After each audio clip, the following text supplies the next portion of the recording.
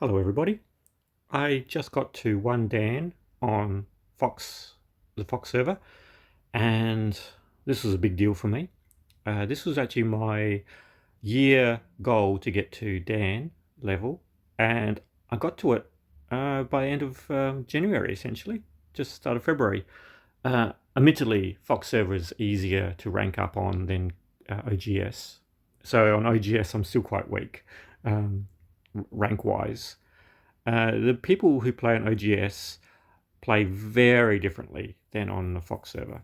The Fox server, people just love a good fight, which suits my playing style very well. So I can sort of flex my skills on the Fox server quite well, and so I guess that's why I'm ranking up quite well. But on OGS, people are very conservative. They're very defensive players, and I'm not good by exploiting tiny additional, like playing a little bit better than my opponent and winning by just playing a normal game of Go. I'm not very good with that, and so my rank's not very strong.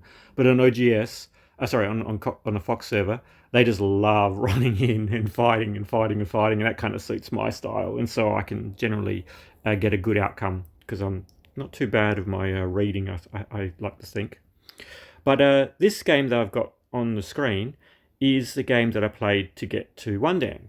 And so I wanted to go over this a little bit, just the first, I think, 50 moves or so, because the way that AI recommends to play the game versus how I play the game really shows my fear in playing Go. And I want to overcome my fear. And AI's got no fear. And I really appreciate how it plays and how it's different from my play. Also, there's some strategic play that the AI does that I just simply don't understand. So I wanted to talk about that a little bit. So I'm playing white, and I always play the 4/4 stones. That's my general play now. I was playing like the 3/4s a lot, but now I'm just playing the 4/4s. I like the flexibility. Uh, Black obviously plays a nice standard moves, and AI wants me to jump straight into A. You can tell how important an area on the board is by the red marking on the board you can see, and it says like jump into A, do that now. And I don't like territory games. I like influence games.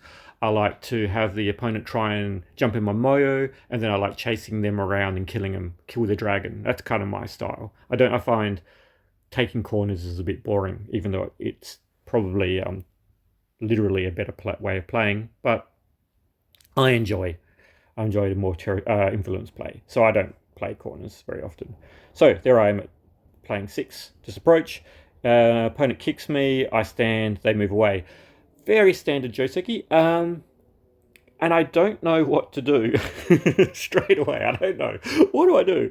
The AI is kind of indifferent about where to go. There's only a little slight warm spots on the board, but nothing particularly red.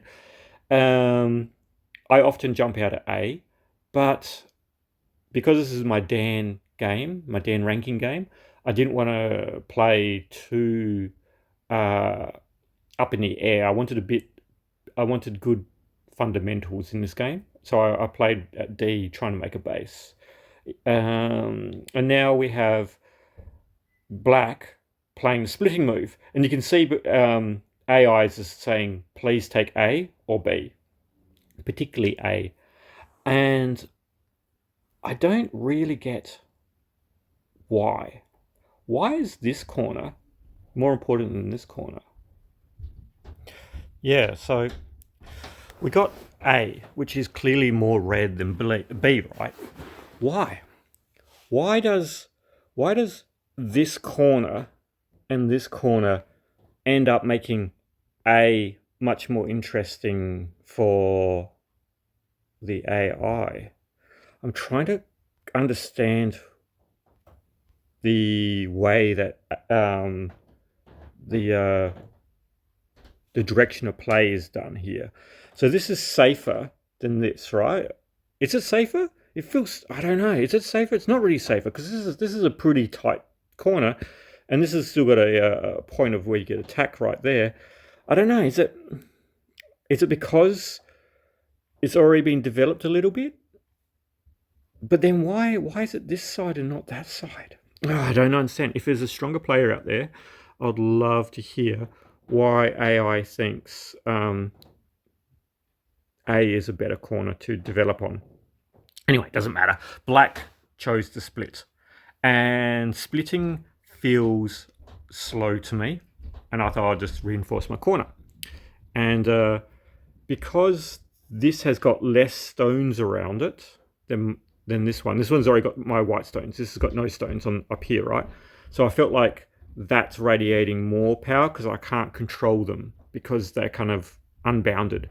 So that makes it feel like this corner is the corner I need to defend because that feels like the weaker corner. Because on this side of the board, there's something happening. I've got white stones here, there's black stones there, and I feel like if I put white stones here, they could join up. Like something can occur, making this white stone feels slightly safer than this one. So that's why I chose the bottom left. And AI seems to agree because it's got the A move there. But I should have played towards black stone as opposed to moving away. So that's something interesting. I was being timid. I should have been more aggressive. I should have just said, press harder, make him play outwards, and I can play away possibly. But instead, I was just like, no, run away at F. Anyway, yeah, so this part's kind of interesting to me because AI generally says jump in the corner, right? But it's saying here, don't jump directly in the corner, even though this corner is kind of all red and interesting looking. It's saying just approach the corner, don't jump into the corner. Normally it says jump straight in the corner, but I guess it's saying, well, you've got a stone here already, make a base, and then threaten the corner, as opposed to jump straight in. Well, that makes sense to me, I suppose. But I'm so used to AI just saying jump straight into the corner. Do-do-dunt. Do-do-dunt. Do-do-dunt. Do-do-dunt. Ooh, can I turn the pencil off, please? Now, this is a bad direction of play for me.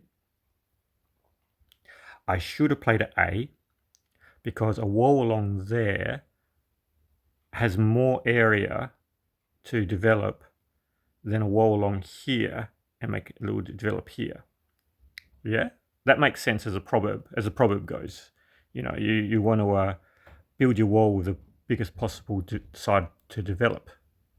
But also, if you build a wall along here, I feel like I can then pincer this stone and crush it against my wall. Like that feels like what you use walls for. So I don't know. It's like use a wall for its influence, but don't use the wall for the influence when there's already a stone there breaking the influence.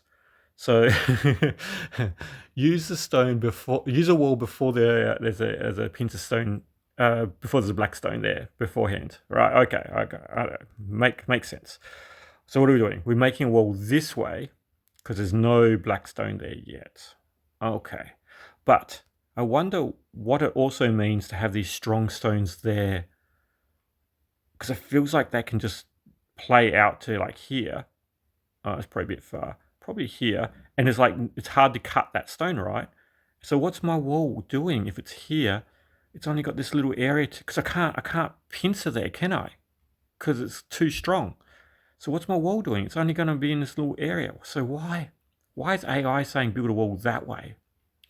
It's interesting. It's confusing to me exactly what is occurring, because this certainly feels like a better use of my wall that way. And then I can pincer here and then crush him into my wall. So any stronger players, I'd love to hear what's happening there. Carrying on.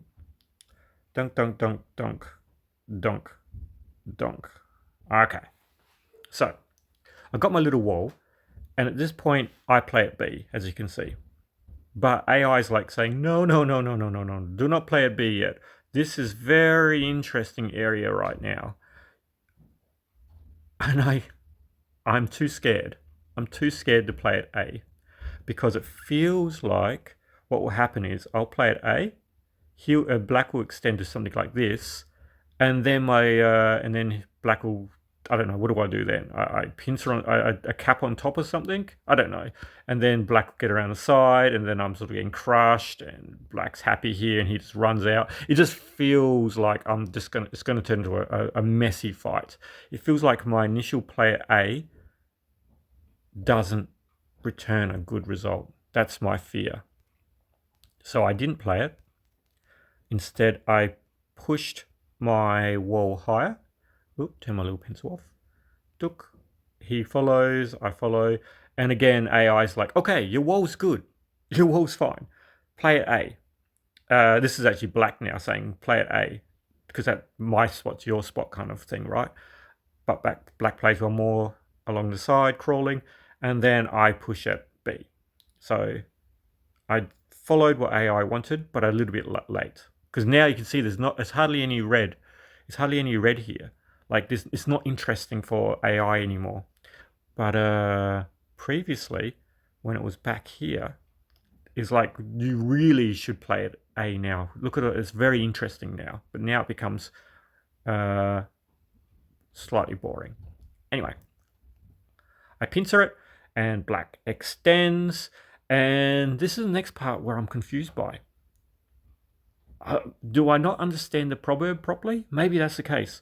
Because here you have me capping, right, the black stones to force them into my wall. That's what you want to do, right? Use your wall for strength. But AI is like saying, no, don't cap that side. Cap them here and force them that way. But then what's happening there? Am I using my walls anymore? I guess I can build my wall out that way and this stone out that way as I chase the black stones this way. And so I can make this into area. Is that what's happening?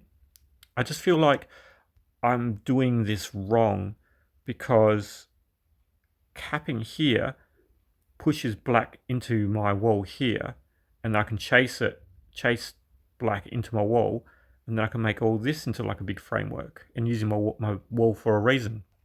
But it's incorrect seemingly.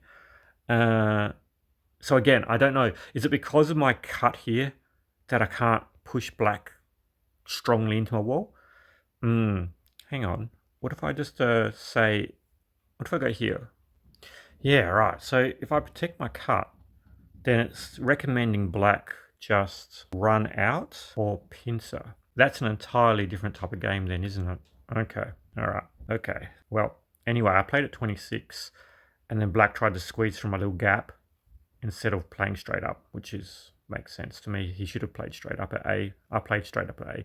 And the game kind of just continues a bit from there. But the point of this video really is, right, this sort of stuff here, right there.